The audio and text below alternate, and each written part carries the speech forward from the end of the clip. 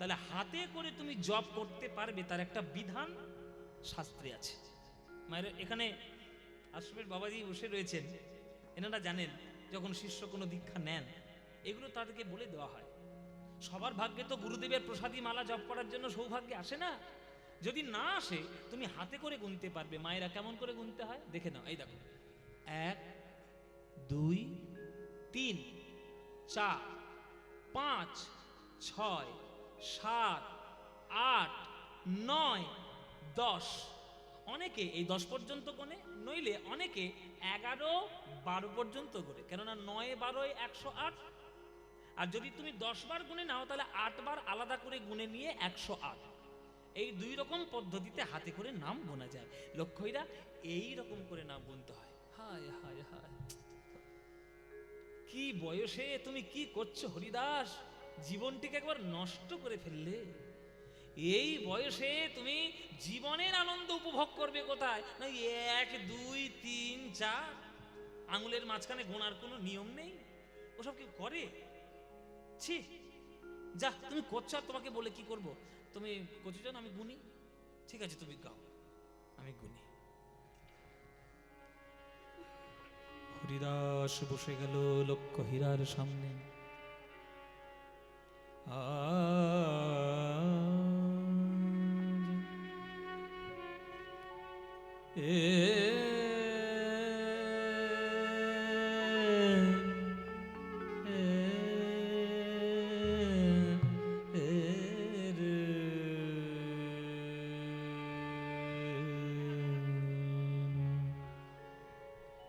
হরিবোল মায়েরা, হাত জোর করে বসো। হরিদাস আজকে লক্ষ্য হীরাকে নাম শোনাচ্ছে, নাম গোনাচ্ছে। হরে কৃষ্ণ কৃষ্ণ কৃষ্ণ হরে হরে, হরে রাম রাম রাম হরে হরে, হরে কৃষ্ণ কৃষ্ণ কৃষ্ণ হরে হরে, হরে রাম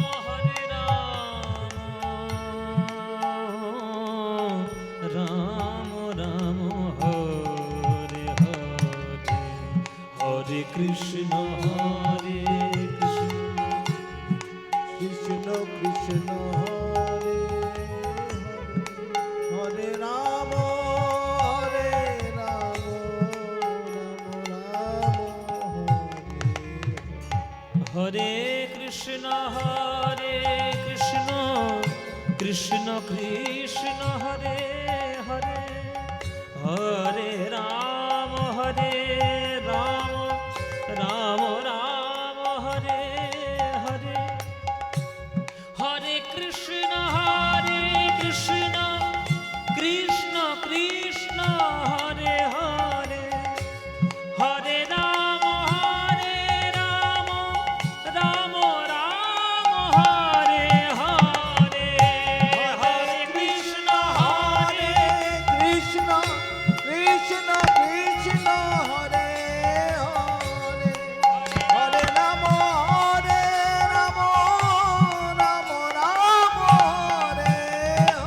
হরে, কৃষ্ণ কৃষ্ণ কৃষ্ণ হরে হরে, হরে রাম রাম রাম হরে হরে, হরে কৃষ্ণ কৃষ্ণ কৃষ্ণ হরে হরে, হরে রাম রাম রাম হরে হরে, হরে কৃষ্ণ কৃষ্ণ কৃষ্ণ হরে হরে, হরে রাম রাম রাম হরে হরে, হরে কৃষ্ণ কৃষ্ণ কৃষ্ণ হরে হরে, হরে রাম রাম হরে হরে, হরে কৃষ্ণ কৃষ্ণ কৃষ্ণ হরে হরে, হরে রাম রাম হরে হরে। উলুধ্বনি হরে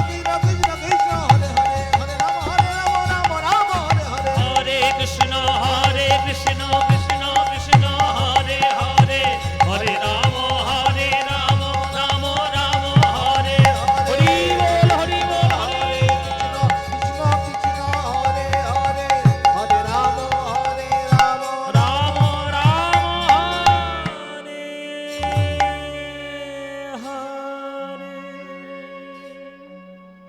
সব ভুল হয়ে গেল, সব ভুল হয়ে গেল, আমার সর্বনাশ হয়ে গেল। এ তুমি কি গান শোনালে হরিদাস? ওই গান শুনতে শুনতে নামের মধ্যে ডুবে গিয়ে আমিও যেন পাগলের মতো হয়ে গেলাম। আমার হাত এমনি এমনি উপরের দিকে উঠে গেল, আমি এমনি এমনি তোমার ওই নামের মধ্যে পাগল হয়ে গেলাম।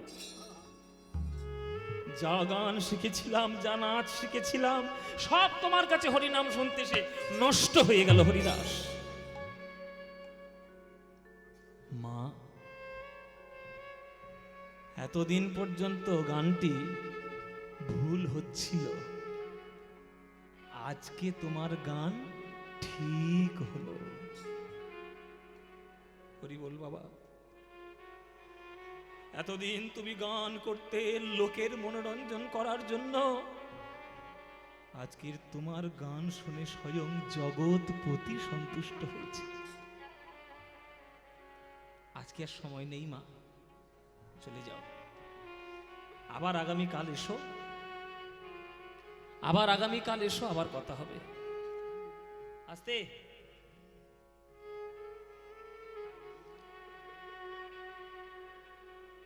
পরশ পাথরের ছোঁয়া যদি লোহা পায়, সে সোনা হবেই হবে। সে মরিচা পোড়া লোহা হোক আর ভালো লোহা হোক। হরিদাস হলো পরশ পাথর, লক্ষ্যই হচ্ছে লোহা। সে যেই তার চরণে যাবে, সোনা তো সে হবেই হবে। 3 দিন এক টানা হরিদাসের কাছে হরিনাম শুনেছে। হরিদাসকে বশ করবে কোথায়? আজ লক্ষ্য হীরা নিজেই বশীভূত হয়ে গিয়ে নিজের বাড়িতে এসেছে।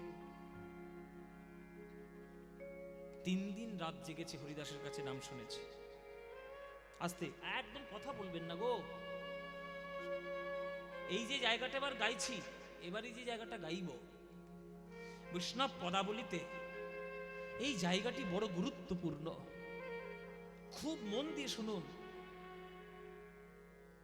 3 রাত জেগে লক্ষ্য হীরা হরিদাসের কাছ থেকে হরিনাম শুনে এসছে। যে যেমন শুনবে প্রভাব তার তেমন হবেই। 3 রাত জাগার পর সকালবেলা যখন ঘরে ঢুকেছে লক্ষ্য হীরা, সে আর দাঁড়িয়ে থাকতে পারছে না, টলমল টলমল করে পড়ে যাচ্ছে, টলমল করে পড়ে যাচ্ছে। দাস দাসীরা কি জড়িয়ে ধরেছে, দিদি এই সারা 3টে রাত জেগে এসে কেউ দাঁড়িয়ে থাকতে পারে সোজা হয়ে? 3টে রাত যাচ্ছে, ঘাটের মোড়া জমিদার গুলো হয়েছে তেমনি। কোথাকার একটা বাবাজি এসছে, তাকে মন ভোলানোর জন্য আমাদের মা ঠাকুরকে কি জ্বালাতন করছে। মা ঠাকুর বসো বসো, মা ঠাকুর বসো, তোমার খুব কষ্ট হয়েছে বুঝতে পারছি, 3টে রাত জাগছো এত। মা তোমার, ও দিদি তোমার খুব খিদে পেয়েছে, তোমার জন্য দুটো গরম গরম ভাত করে দেবো। লক্ষ্য হীরা বলছে হরে কৃষ্ণ। হ্যাঁ, চমকে উঠেছি দাস দাসীরা। এ কি হরে কৃষ্ণ বলতে যে? আরে বলতেই পারে, 3 দিন ধরে এক নাম শুনছে, বলবে না? এ তো ভুল হতেই পারে, ভুল হতেই পারে। আচ্ছা ঠিক আছে। আরেকটু পর আরেকটা দাসী এসে বলছে, ও দিদি সারা রাত ধুলোর মধ্যে বসেছিলে, হে কাপড়টায় কত ধুলো লেগে গেছে, তুমি ঘরে গিয়ে কাপড়টা ছেড়ে দাও, ওই কাপড়টাকে একটু পুকুরে ঘাটে গিয়ে কেচে দিয়ে আসি, কাপড়টা ছেড়ে দাও, কেচে দিয়ে কাপড়টা।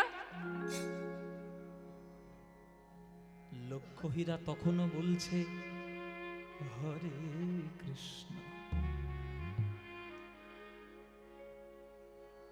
দাস দাসীরা মুখে হাত চাপা দিয়ে হাসছে, বলে ভূতের মুখে রাম নাম। কিন্তু লক্ষ্য হীরার বুকটা ফেটে যাচ্ছে। আমি কেন বলছি এই হরে কৃষ্ণ নাম? আমি কেন বলছি এই হরে কৃষ্ণ নাম? আমি তো বলতে চাই না হরে কৃষ্ণ নাম, আমি তো বলতে চাই আমার বড্ড খিদে পেয়েছে, তোমরা খেতে দাও। কেন মুখ থেকে বেরিয়ে যায় হরে কৃষ্ণ? আমি তো বলতে চাই আমার কাপড়টা নোংরা হয়েছে, তোমরা কেচে দাও। আমার মুখ থেকে বেরিয়ে যায় হরে কৃষ্ণ। জানি না আমার কি ব্যাধি হলো, এই ব্যাধি আমাকে যে ধরিয়েছে এই উত্তর সেই দিতে পারবে। ওগো হরিদা হরিদা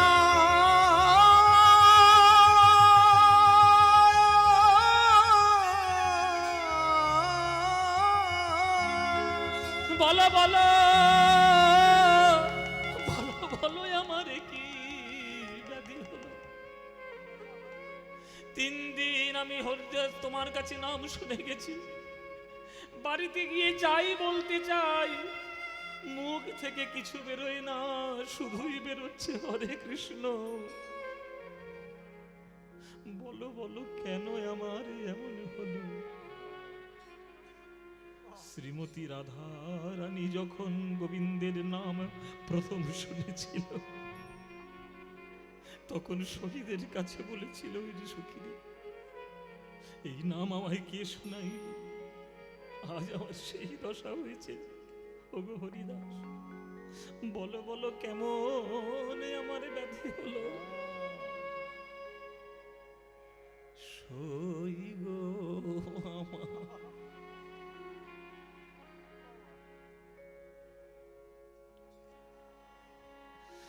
সই গো আমার, আমায় কে বা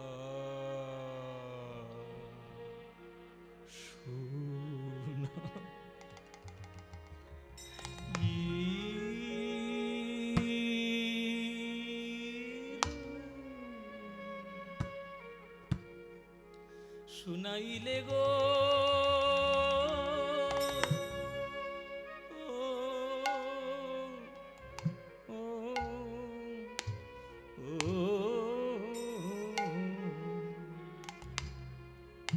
শুনাইলে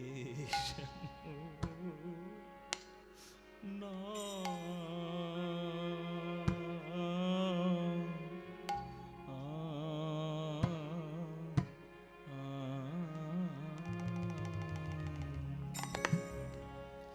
সই গো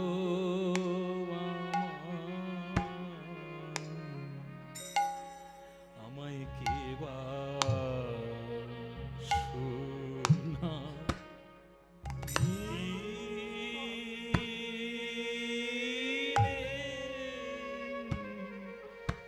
শুনাইলে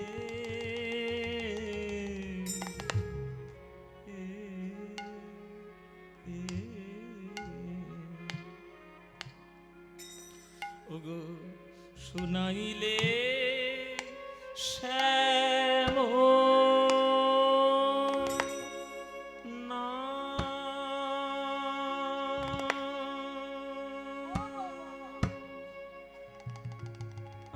আমার বলো বলো আমায় কে বা শুনাইলে শ্যাম না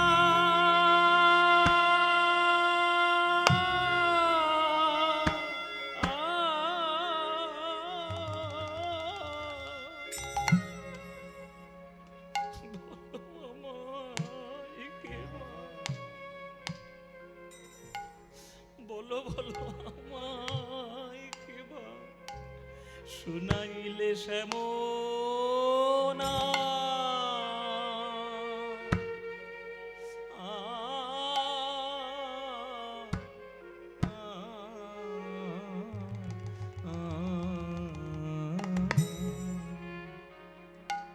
ও গো সখী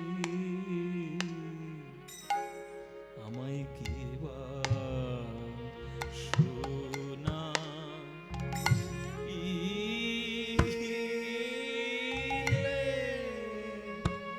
সখী রে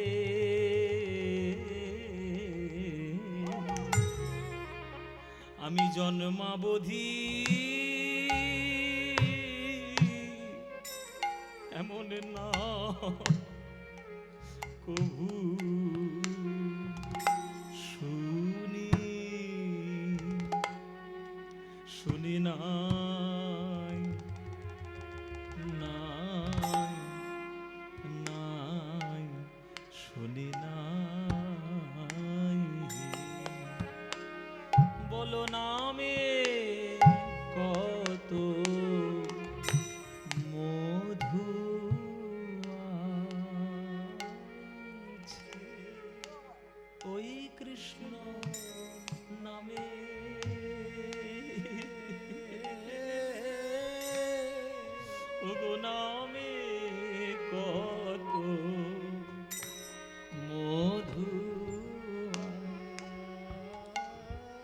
গানটি হচ্ছে বিভাস্তিয়ট। পূর্বরাগের পদ। রাধারানীর যা দশা হয়েছিল, আজকে সেই দশা লক্ষ্য হীরার।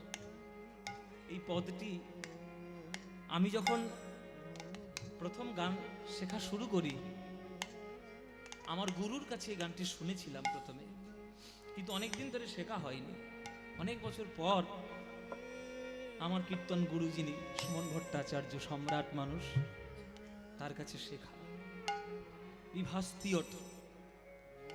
বিভাস্তিয়ট খুব বিখ্যাত একটি গান, পূর্বরাগের মানে খুব বিখ্যাত একটি গান। আর এই যিনি বাজাচ্ছেন, এনাকে তো আপনি চেনেন আপনারা সবাই, আমার গুরুর সঙ্গেই এতদিন বাজাতো। আমার গুরুর ভগ্নিপতি, এতদিন 30-35 বছর বাজিয়েছে, এখন আমার সঙ্গে আছে, আমার সঙ্গে বাজায়। এই গান যেমন গান তেমন বাজনা যদি না হয় তাহলে রস তৈরি হয় না। এই কৃষ্ণ নামে নামে কত মধু আছে, এই কৃষ্ণ নামে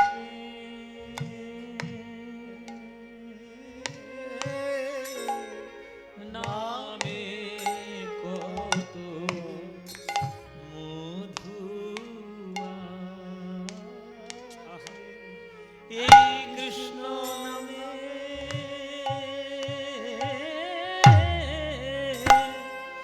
নামে কত মধু আছে, কৃষ্ণ নামে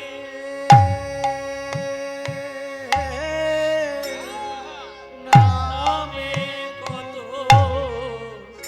মধু আছে, এই কৃষ্ণ নামে ওগো নামে কত মধু আছে, কৃষ্ণ নামে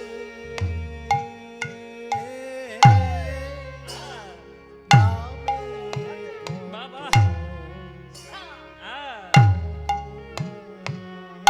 এইসব আসছে গান আপনারা বোঝেন, তাই আপনাদেরকে শোনানো। এইসব গান অন্য জায়গায় গাইতে গেলে যে কটা লোক করেছে সব কটা পালাতো, এসব কি শুরু করেছে ওই। আরে বাবা, এই হচ্ছে আসল জিনিস। রত্ন ধারণ করার চেষ্টা করো, গিলটি সোনা ধারণ করে লাভ নাই। আমি যতটুকু শিখেছি, সব কীর্তন জানি, কখনো কেউ বলতে পারে? যতটুকু শিখেছি, জীবন ধন্য বাবা।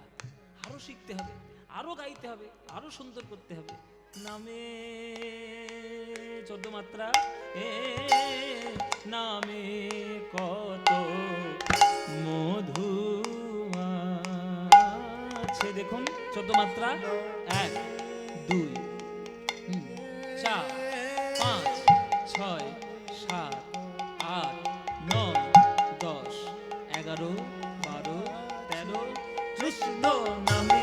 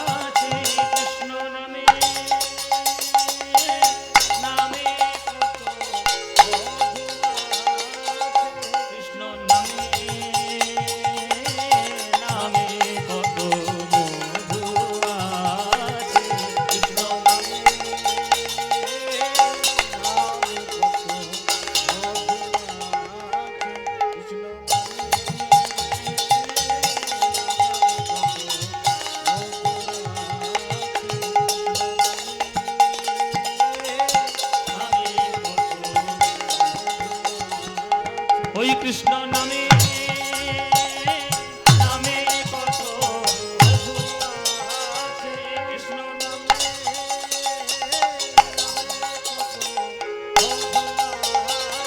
কৃষ্ণ নামে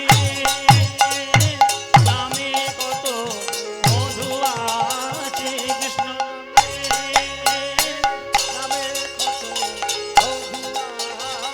কৃষ্ণ নামে নামে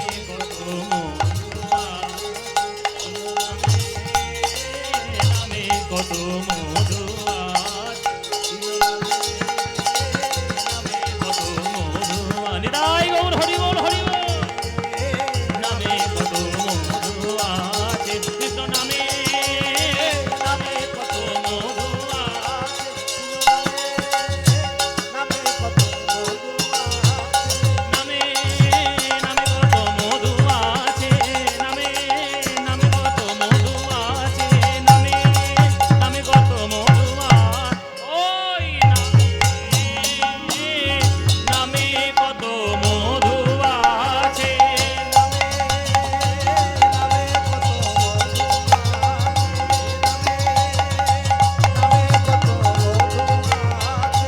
নামে নামে কত মধু আছে, নামে নামে কত মধু আছে, নামে নামে কত মধু আছে, কৃষ্ণ নামে ওই নামে কত মধু আছে, সই গো আমায় এবার শোনা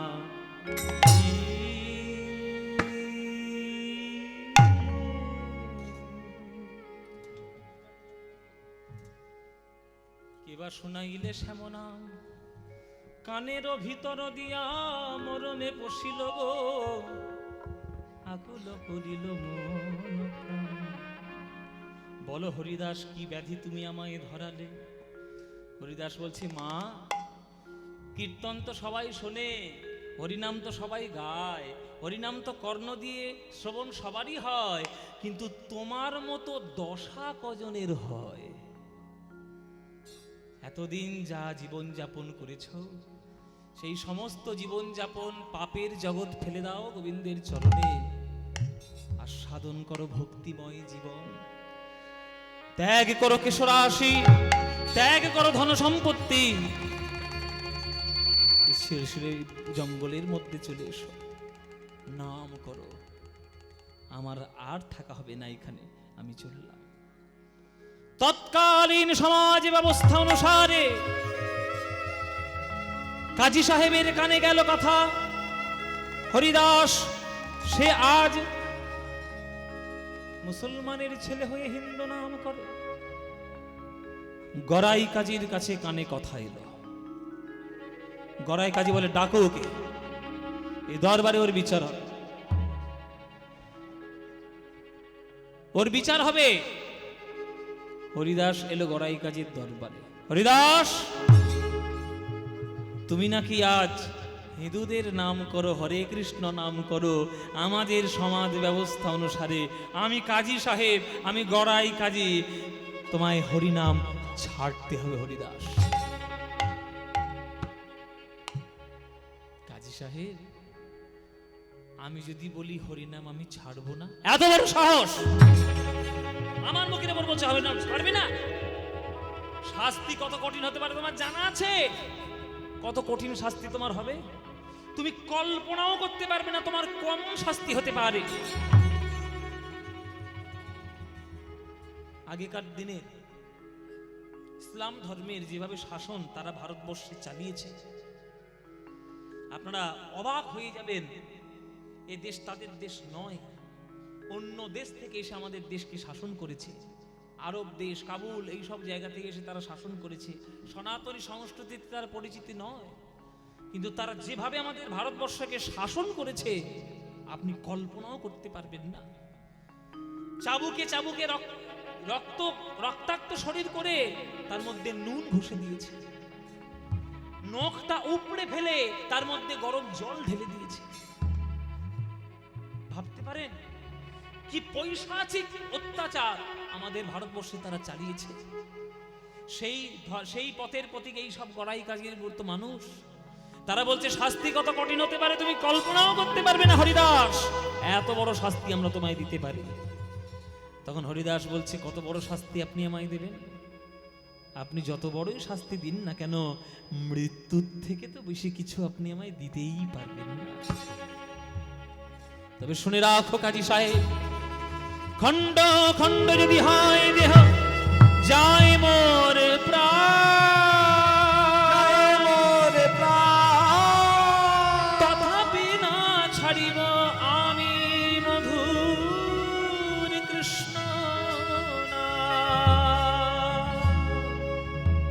তবে রে এত বড় স্পর্ধা কাজীর মুখের সামনে, এই নিয়ে যাও কে 22টা বাজারে বেত্রাঘাত করবি, এক একটা বাজারে বেত্রাঘাত করবি।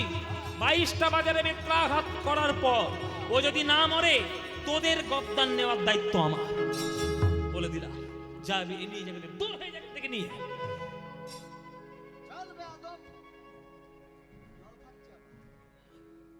টেনে নিয়ে গেল বাজারের মধ্যে।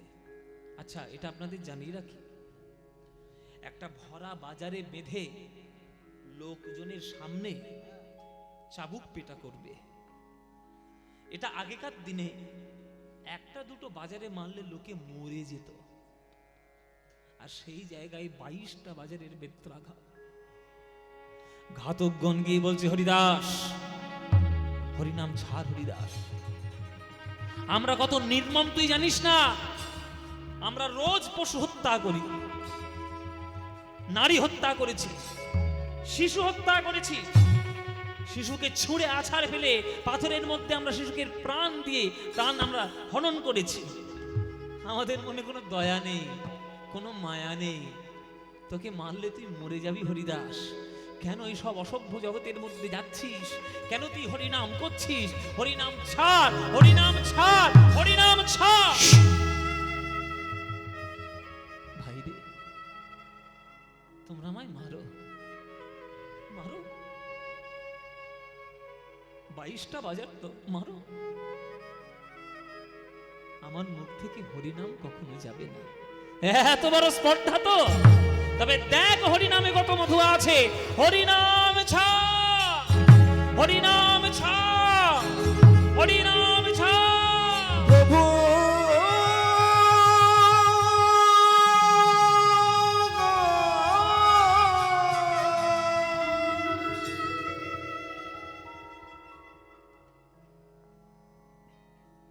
শাস্তি কত কঠিন হরিদাসকে দেখে সবাই শিখবে।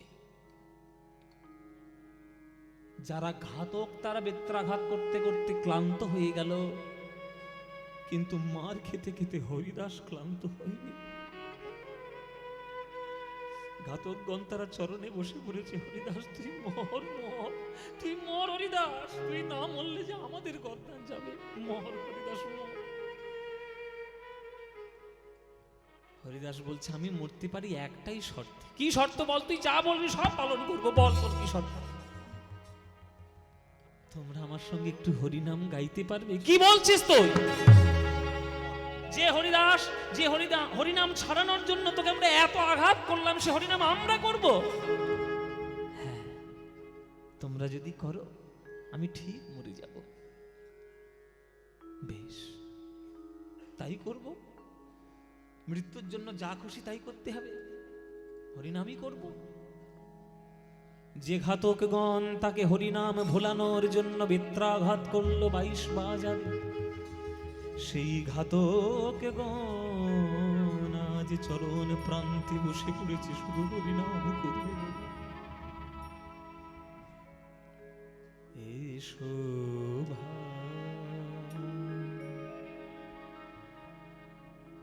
নাম গা হরি নাম কৃষ্ণ নাম।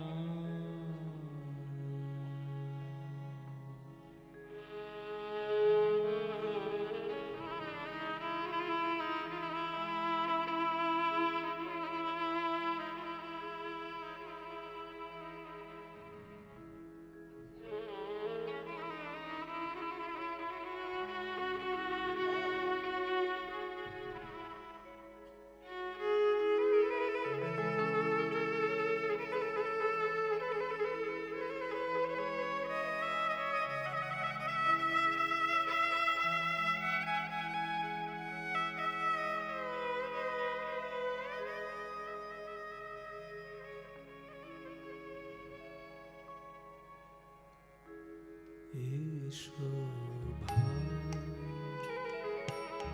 নাম হরি নাম কৃষ্ণ নাম এ শোভা নাম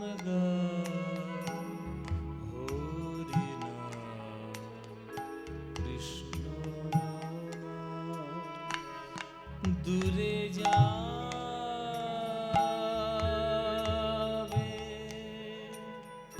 ত্রিতাপ জানা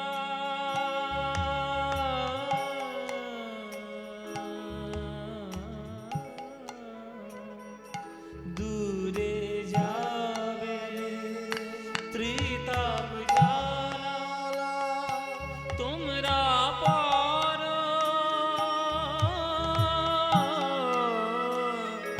নামের মালা দূরে যাবে ত্রিতাপ জালা তোমরা পারো নামের মালা হরি নাম হরিনা কৃষ্ণ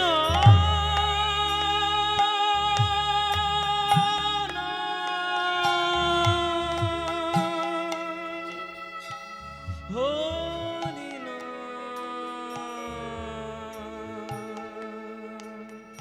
মধু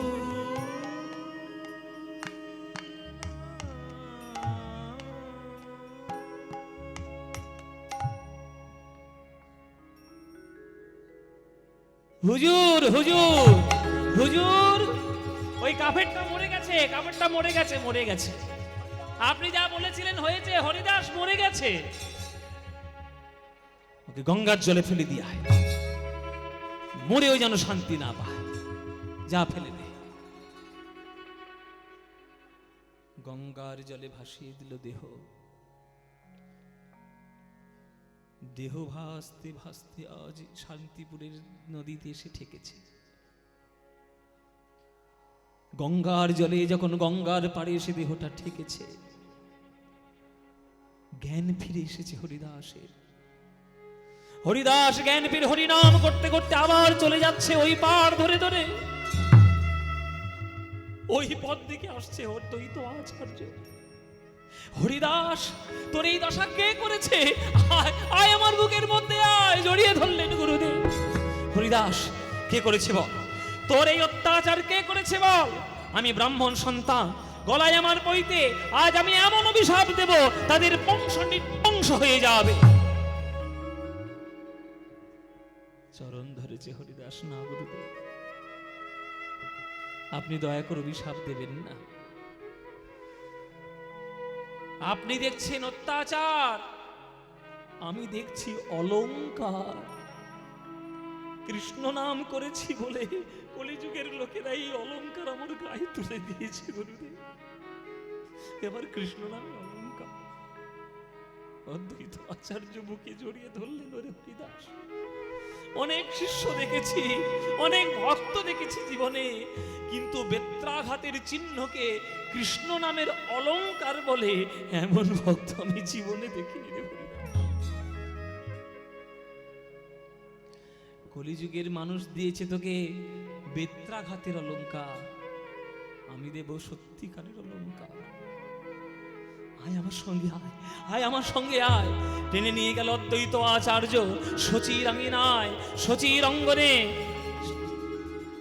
মহাপ্রভু তখন জন্মগ্রহণ করেছে। হামাগুড়ি দিয়ে শচীনন্দন গৌর হরি খেলা করছে। অদ্বৈত আচার্য দেখাচ্ছে, ওই দেখ তোর ভগবান, যার জন্য তুই সারা জীবন নাম করেছিস হরিদাস। ওই দেখ তোর সাধনার ধন, ওই দেখ তোর ভগবান, ওই দেখ তোর ভগবান এসেছে। আমি নিয়ে এসেছি টেনে তোর জন্য। গোলক বৈকুণ্ঠ থেকে রাধা গোবিন্দ মিলিত তনু এক হয়ে আমার সোনার গৌরাঙ্গে এসেছে। সেই দিন থেকেই হরিদাস হয়ে গেল মহাপ্রভুর সঙ্গী।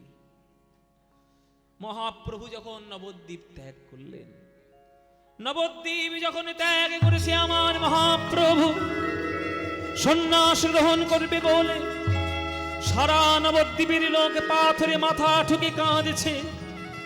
আর হরিদাস কেমন করে কাঁদছে জানো? চোখ বন্ধ করে নিল। জগতের রূপ আমি কোনোদিন দেখব না, যে নয়ন আর গৌর রূপ দেখতে পাবে না, সেই নয়ন জগতের রূপ আর দেখবে না, তাই আমি অন্ধ হয়ে যাব, এই বলে হরিদাস নয়ন বন্ধ করলেন, আর কখনো তাকাননি যতক্ষণ না গৌরকে দেখেছে। কাঁদিছেন হরিদাস, কাঁদিছেন হরিদাস, কাঁদিছেন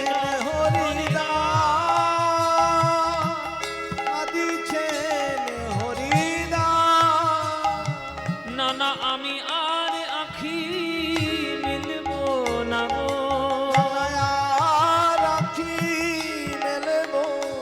আমি আখি মেলে কারে দেখব, আর আখি মেলব না গো,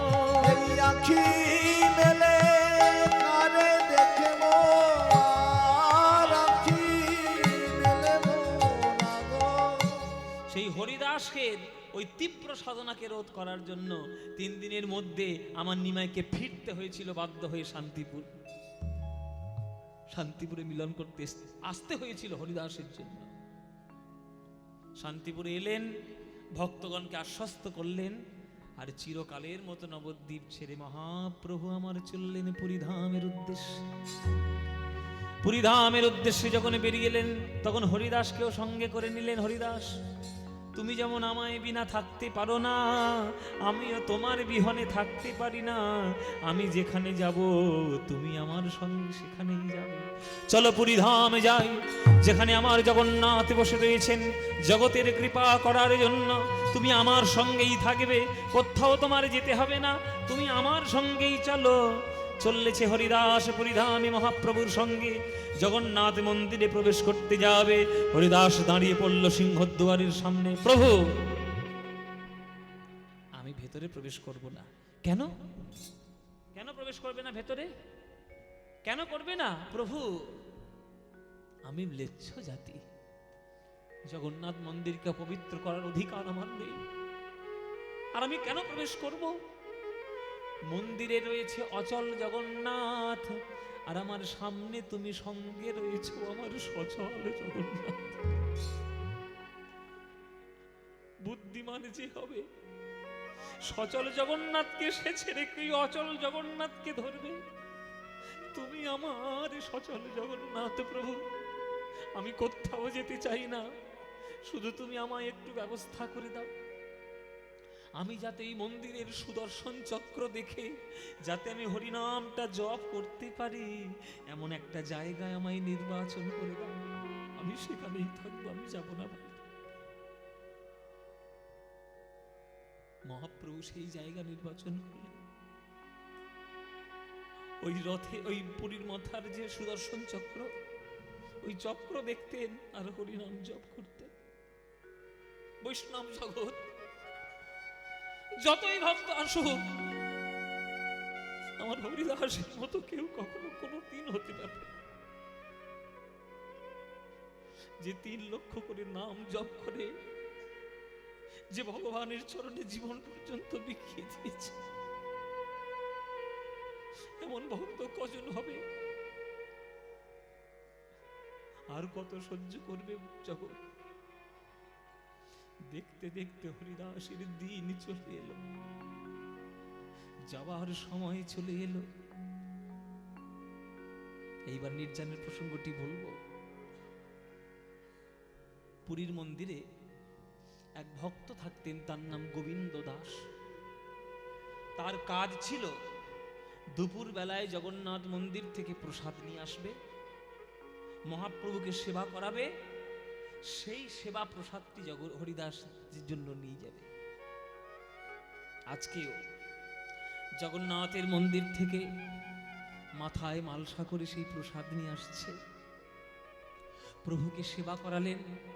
আর হরিদাস বলেই দিয়েছিল, প্রভু তোমার মুখের অন্ন যদি আমি না পাই, আমি সারাদিন অন্ন গ্রহণ করব না।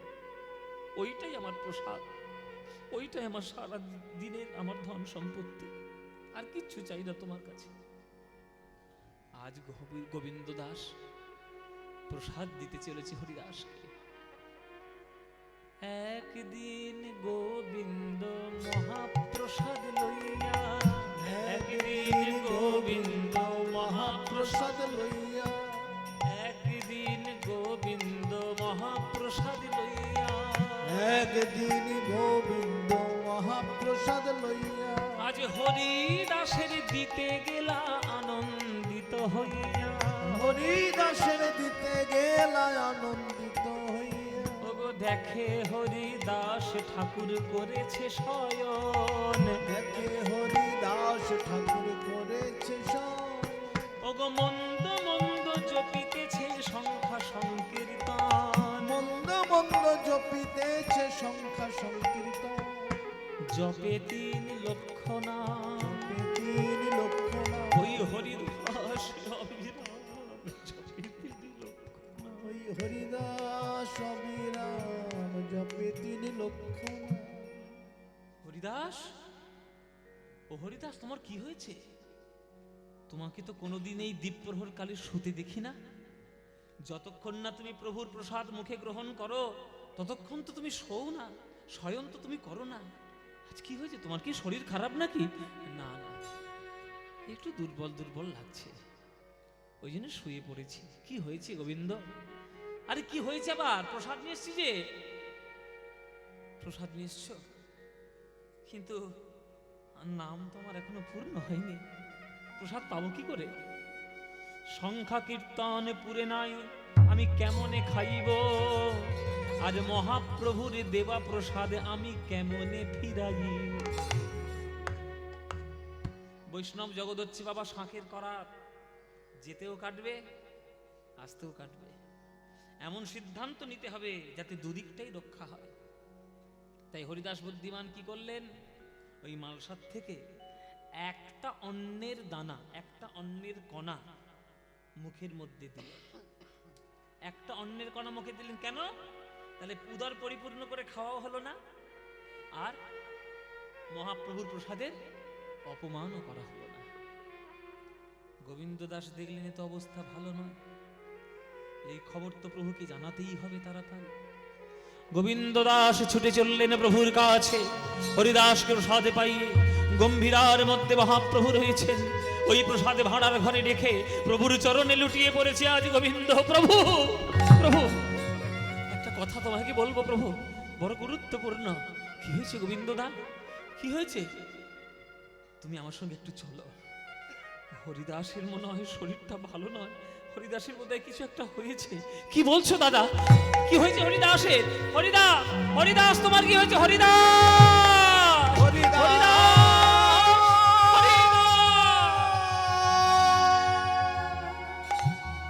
মন্দিরের মধ্যে সে হরিদাসকে বুকে জড়িয়ে ধরেছে। হরিদাস, তোমার কি হয়েছে? কি হয়েছে বলো?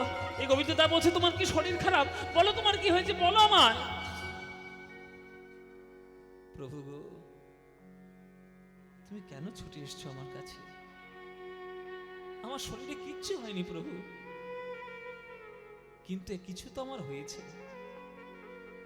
তবে শরীরে কিছু হয় নাই, আমার মনের অসুখ হয়েছে প্রভু।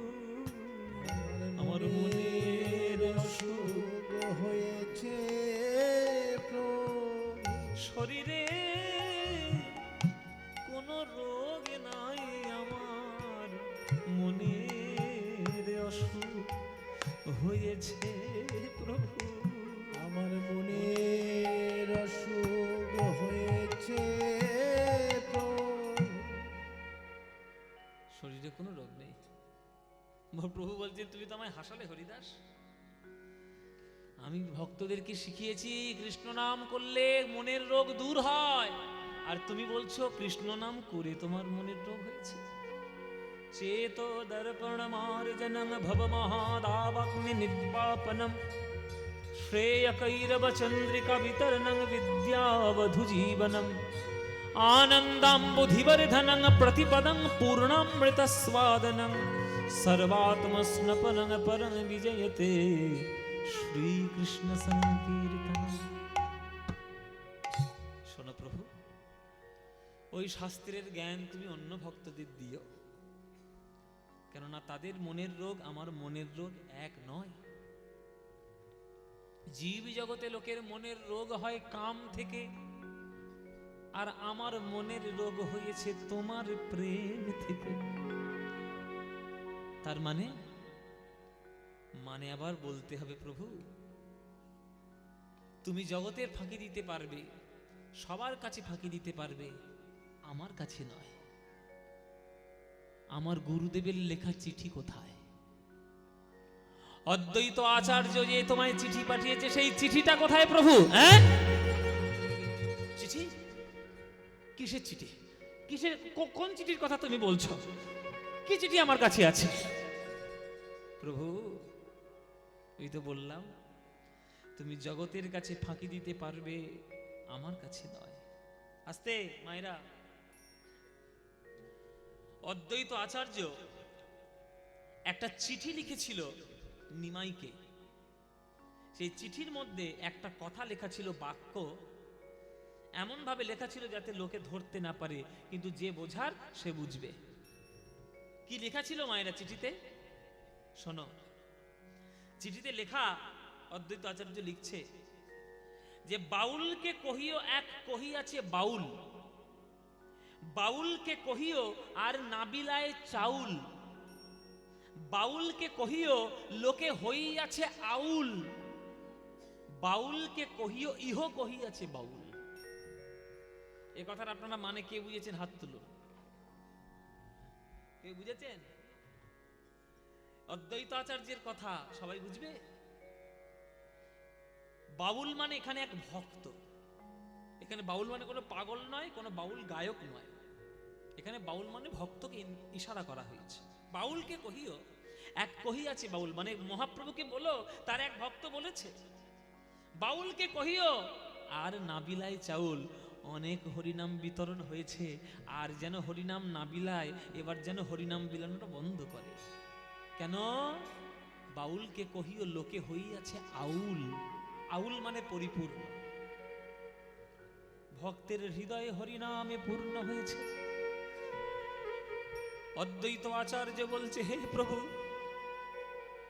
12 বছর গঙ্গার জলে তুলসী পত্র দিয়েছি, গোলকের সিংহাসন থেকে টেনে তোমায় নামিয়েছি, কিন্তু জগতের যা অবস্থা, কৃষ্ণ ভক্তদের যা অবস্থা, আমি তোমায় বলছি প্রভু, আমি তোমায় আবাহন মন্ত্রে ডেকে এনেছিলাম, আর আমি তোমাকে তোমার বিসর্জন মন্ত্র লিখে দিলাম, বিসর্জন মন্ত্র লিখে নিতাই গৌর হরি বল, গৌর হরি বল। বিসর্জন মন্ত্র লিখে দিলাম। ওগো পারো যদি আমায়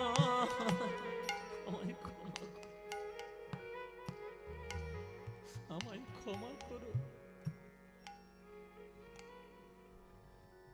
আপনারা তো কখনো পুজো করেন না? যে সদাচারী ব্রাহ্মণ, যে দিবারাত্র ঈশ্বরের নাম নিয়ে কাটায়, তাকে কি জিজ্ঞেস করবেন একবার, দুর্গা পুজো যখন সে করতে বসে, যে মাকে ষষ্ঠীর সপ্তমীর মন্ত্র আবাহন মন্ত্রে সে ডেকে নিয়ে এসছে, সে যখন ওই নবমীর শেষে দশমীর মন্ত্র বলে মাকে বিদায় দেয়, তার বুক যে কিভাবে ফেটে যায় আপনারা জানেন না। সে পাগলের মতো প্রলাপ করতে থাকে যে মা গো, তোমার আবাহন মন্ত্র আমি তোমায় নিয়ে এসেছি, আবার তোমাকে বিদায় দিচ্ছি, মা তুমি আমায় ক্ষমা করো। অদ্বৈত আচার্য সেই ব্রাহ্মণ, 12 বছর তুলসী পত্র গঙ্গার জলে ভাসিয়ে টেনে নামিয়েছে আমার গোবিন্দকে। সেই গোবিন্দের জন্য আজ অদ্বৈত আচার্য এই বিসর্জন মন্ত্র লিখেছিল। কোনোভাবে হরিদাস সেটা জানতে পেরেছিল। তাই হরিদাস বলছে, ওগো প্রভু, আমি বুঝতে পেরেছি এই জগতে তুমি আর বেশি দিন থাকবে না। তাই তোমার চরণে ধরে আমি প্রার্থনা জানাই, তুমি নবদ্বীপ পরিত্যাগ করেছিলে, সেই বিরহে আমি 3 দিন চোখ বন্ধ করেছিলাম। আমি বলেছিলাম তোমার রূপ না দেখলে আমি জগতের রূপ দেখতে চাই না। তুমি আমার কাছে গিয়ে সেই রূপ আমার প্রতিজ্ঞা ভঙ্গ করেছিলে। তাই তুমি জগতে ছেড়ে চলে যাবে আর সেই জগতে আমি পড়ে থাকবো, সেই জগৎ আমার চাই না প্রভু। আমি তোমার চরণে ধরে প্রার্থনা করি প্রভু, তুমি আমায় পঞ্চমুক্তি দিতে চেয়েছো, আমায় চতুর্বর্গ দিতে চেয়েছো, আমি কিচ্ছু নিইনি। আজ আমি জীবনের মতো শেষবারের মতো কিছু তোমার কাছে চাই। এই লীলা প্রভু মোরে, এই লীলা প্রভু মোরে, মোরে কভু না দেখাইবা। এই লীলা প্রভু মোরে কভু না দেখাইবা। ওগো তোমারও আগে মোর শরীর পড়িবা, তোমার আগে যেন আমি যেতে পারি,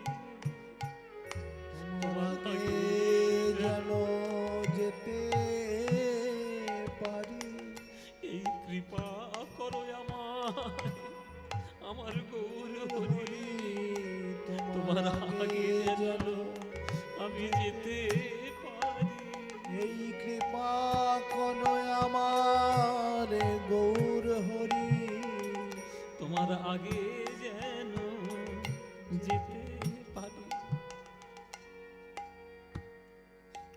তোমার আগে যেন যেতে পারি। হরিদাস, তুমি সব কি বলছো? কে বলেছে আমি তোমায় আগে ছেড়ে চলে যাব? তুমি যদি আমার কাছে না থাকো আমার নাম কে শোনাবে হরিদাস? হরে কৃষ্ণ নাম আমায় কে শোনাবে হরিদাস তুমি ছাড়া? না প্রভু, আমি তোমার কাছে সারা জীবন কিচ্ছু চাই না। আজ যেটা চেয়েছি এটা না দিলে আমি শুনবই না। কাঁদতে কাঁদতে প্রভু আমার চলে গেলে। পরের দিন আবার এসছে একই সময়ে, হরিদাস আমার কথা তাহলে তুমি শুনবে না? না প্রভু, অনেক শুনেছি তোমার কথা, সারা জীবন শুনেছি। গুরুদেবের মায়ের শ্রাদ্ধে যে ভাগ একটা ব্রাহ্মণের পাওয়ার কথা, সে ভাগ তুমি আমায় দিয়েছো, আমি তাও সহ্য করেছি। আমি ম্লেচ্ছ হয়ে ব্রাহ্মণের অগ্রভাগ গ্রহণ করেছি, আমি তাও সহ্য করেছি। আমি তোমাকে কিছু বলিনি। আজ যেটা চাইছি না দিলে আমি শুনবই না। কেমন ভাবে যেতে চাও হরিদাস? আমি হৃদয়ে ধরিব। সবাই হাত জোর করে বসুন। আমি হৃদয়ে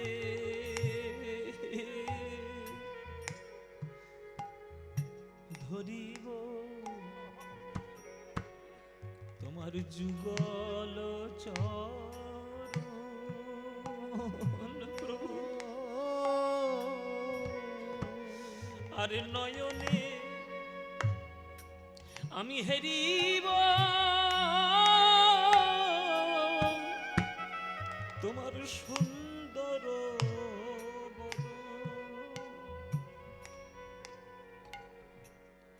আমি আমার জিহ্বায় আমি উচ্চারিব কৃষ্ণ চৈতন্য নাম। প্রভু এই মতো মোর ইচ্ছা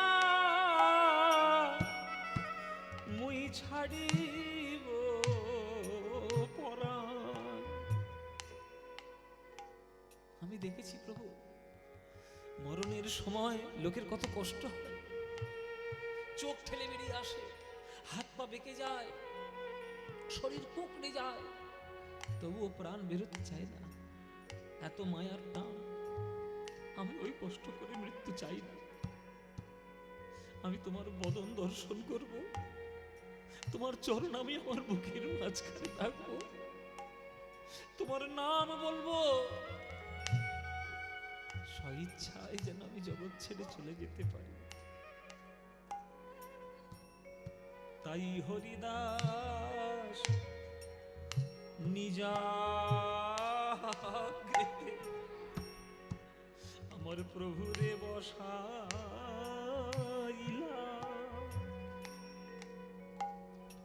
ওগো নিজ নেত্র দুই ভৃঙ্গ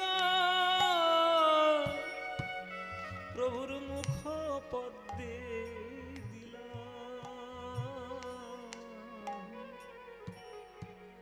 আমায় পার করে দে রে, পার পার করে দে রে,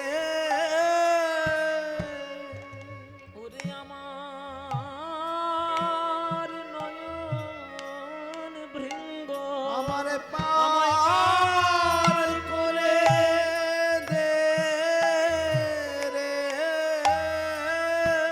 ওরে ওরে আমার নয়ন ভৃঙ্গ, আমার পার করে দে রে।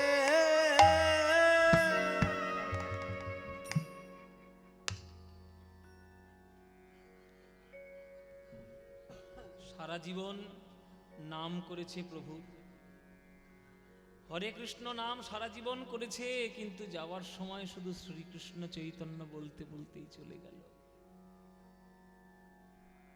কোন ভক্তের আজও পর্যন্ত এই সৌভাগ্য হয়নি প্রভুর চরণকে বুকের উপরে রেখে জগৎ পরিত্যাগ করা। মহাপ্রভু আমার হাউ হাউ করে কাঁদছে সেখানে বসে বসে। ওগো ভক্তগণ, তোমরা আমায় কি বলবে বলো, বলো তোমরা আমায় কি বলবে? আমি কেমন করে কার কাছে আর হরি নাম শুনতে যাব? প্রভু আমার হরিদাসের দেহ, হরিদাসের দেহটি নিজ কোলে তুলে নিলেন।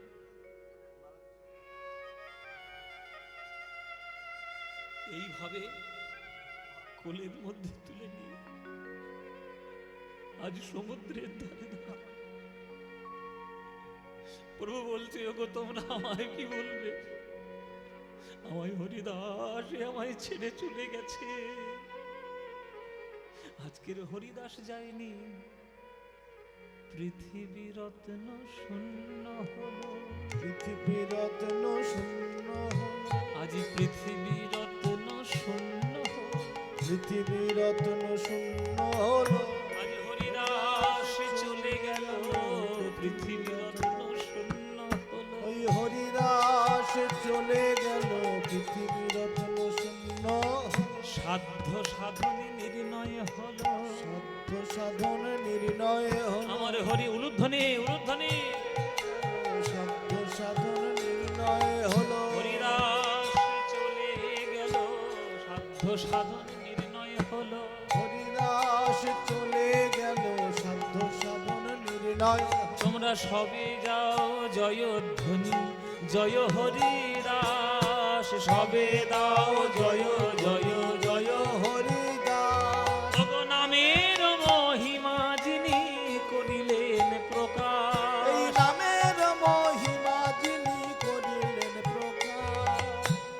সমুদ্রের ধারে এলেন আমার প্রভু, নিজ হস্তে বালি খনন করলেন, হরিদাসের দেহটি সমাধিস্থ করলেন নিজের হাতে, নিজের হাতে সমাধিস্থ করে আজ্ঞা দিলেন, যে হরিদাস প্রত্যেক দিন 3 লক্ষ করে নাম জপ করত, সেই হরিদাসের সমাধিতে যেন কখনো নাম বন্ধ না। প্রভুর সেই আজ্ঞা আজ 500 বছর ধরে চলছে। যারা পুরীতে যাবেন, স্বর্গদ্বার শ্মশানের পাশে হরিদাসের সমাধিতে দেখে আসবেন, হরে কৃষ্ণ নাম এখনো পর্যন্ত সেখানে দিবা রাত্র চলছে, বন্ধ নাই। নিজের হাতে সমাধি দিলেন, তার দেহকে কোলে তুলে নিয়ে নৃত্য করেছিলেন স্বয়ং মহাপ্রভু। এটা বৈষ্ণব জগতে কোন ভক্তের কোন জীবনের সৌভাগ্য হয়েছে, কারোর নয়। অনেক বড় ভক্ত আছে, কিন্তু প্রভুর কোলে উঠে এই জগৎ ছেড়ে চলে যাওয়ার সৌভাগ্য একমাত্র হরিদাসেরই হয়েছে, আর কারোর হয়নি। সমাধি দিলেন, তারপরে ভিক্ষার আঁচল